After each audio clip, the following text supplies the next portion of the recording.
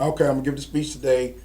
Um, I'm gonna start by saying 525,600 minutes. Talk about some numbers in a year. 525,600 minutes in a year. According to the CIA World Factbook, it's 56,597,034 deaths every year. That many people die every year. That's about 155,060 people per day. But according to the CDC, out of those that die, homicide claims 18,000 lives per year. That's about 49 people per day. They also say that they know these numbers can be lowered. I've worked in this community in the streets since 1998. I've been a volunteer with Ceasefire. I worked for Ceasefire. I've done outreach work through my church as a licensed minister and a volunteer. And I've also consulted with Ralph Hawthorne, former director of Ceasefire, Wayne Fricks, the same, Teresa Davenport, the current supervisor. And also I've consulted with Roman Pavia. He is the longest standing member of Ceasefire in the history of the program in this area. I think that's 3 or 4 years in a row. So those are the people that I consult with for my information and the things that I have to present to you tonight. My purpose is to show the importance of engaging perpetrators of violence in our local area. I'm going to show, number one, how to engage the violent. Number two, I'm going to talk about why we engage the violent. And number three, I'm going to talk about the benefits of engaging the violent. In order to engage the violent, you must be keen enough to approach them on their level. When I say approach them on their level, I don't mean since they're violent, you have to be violent to approach them. But every person who is a perpetrator of violence also has a personality. So you have to find something in common with that individual to be able to relate to them on their level. In the Bible it says, a man that has friends must first show himself friendly. That's Proverbs 18:24, and that's just a fact. It's a saying that says you can win more bees with honey than vinegar. It's the same type of thing when you're dealing with individuals that perpetrate violence in the streets. Another thing that you have to be able to do to approach people that are violent in the street, you have to be able to put up with different things. What I mean by that, you may have to deal with someone's body odor. Maybe they haven't washed. You may have to deal with a cigarette smoker and you're a non-smoker. You may have to deal with the smell of alcohol in their breath and you don't drink. Or maybe you used to be an alcoholic but now you're not. Those are things that you have to be able to put up with in order to be able to approach and engage the violent in our local area or any area. So that's dealing with the how to engage. Why do we engage the violent? In our local area, you all know this because you're from the local area here, we've had the highest violent crime rate since 1993 in Winnebago County. Shockingly, that's higher than the crime rate in Cook County, which is Chicago.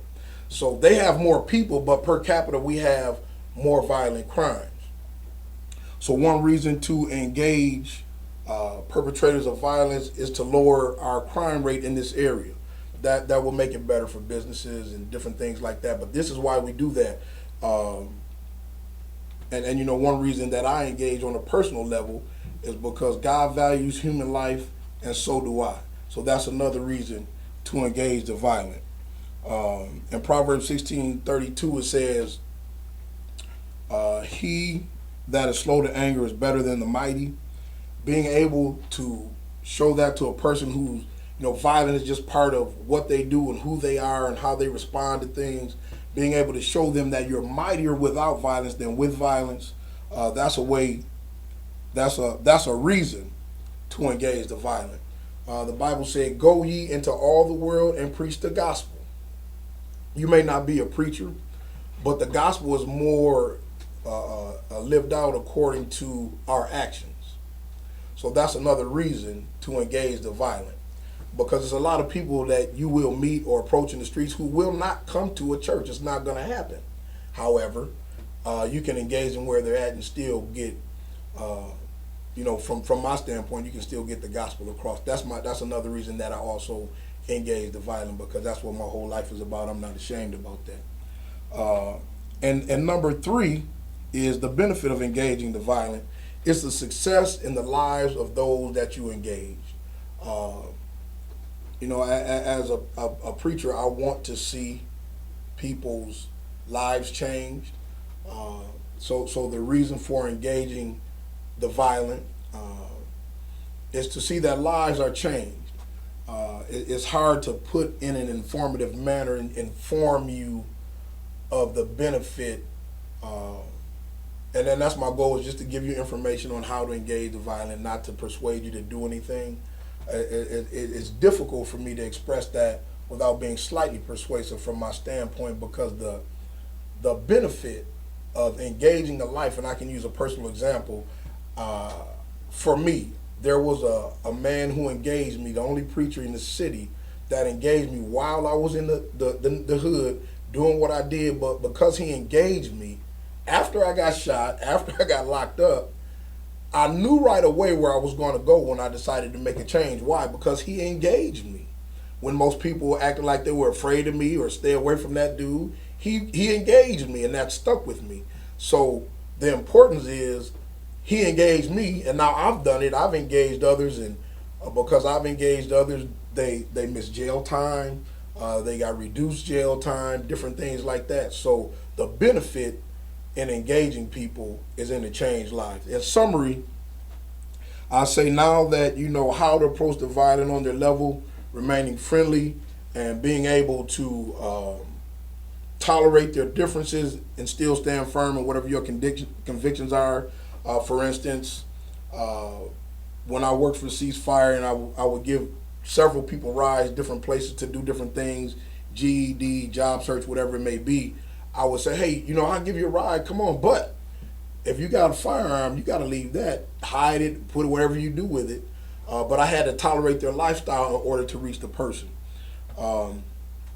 So tolerate differences, and also be able to do so and see the positive results in their lives.